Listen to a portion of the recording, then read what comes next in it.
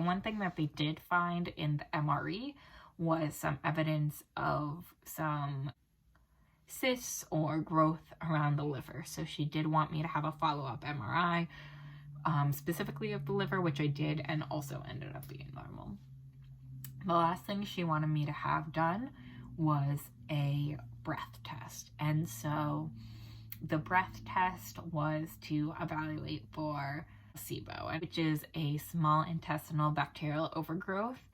It is basically when you're supposed to have bacteria, but it's supposed to mostly be in your large intestine. You're not supposed to have that much in your small intestine. And so when you have these bacterial overgrowths, it can cause bloating and cramping and nausea. And so we did the breath test, and they didn't even finish the whole thing. They just called me into the office and were like, yes, you have this.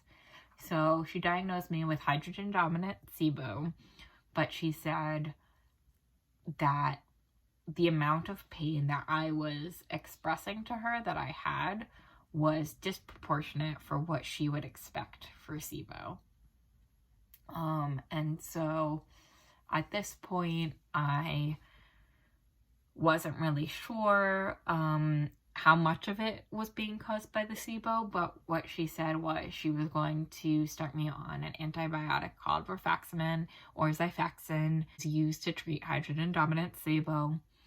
And so she called that into the pharmacy, and I took it. I had really bad side effects. Personally, I got extremely nauseous. I had a lot of trouble sleeping. I was waking up in the middle of the night extremely hot and sweating and stuff like that. I was really hoping that it was something that they called die-off, but I don't really think it was. Afterwards, I didn't really feel that different. She had recommended that I followed up with a low FODMAP diet. So I did that elimination style diet to reduce the carbs and sugars, which the bacteria feed on, and still really wasn't feeling all that much better. So I went back, and she really felt like she had done so much of a workup.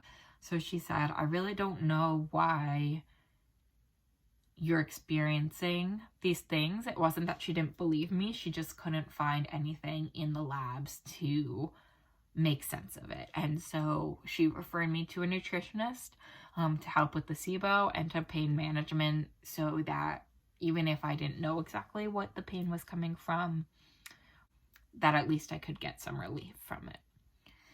We had also discussed that I had always had really bad menstrual pain, so she had recommended that I follow up with my gynecologist regarding possible endometriosis. So that's kind of a summary of the last couple months. I'm going to go more into detail about where I am now, the appointments that I've had most recently, and the things that I have scheduled coming up in further videos. But that's kind of a general summary. I will say that I've had other symptoms that I haven't gone into too much detail here regarding joint pain, fatigue, other things that have sort of made this picture a little bit more confusing.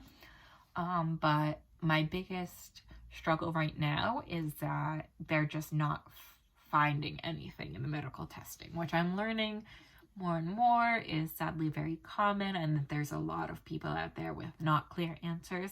So while I was very lucky to at least have this diagnosis of SIBO so that I could do something to work on it, I still have not found many answers or that much relief. That being said, I have a really wonderful team of doctors who I'm going to talk more about in future videos, so stay tuned for that.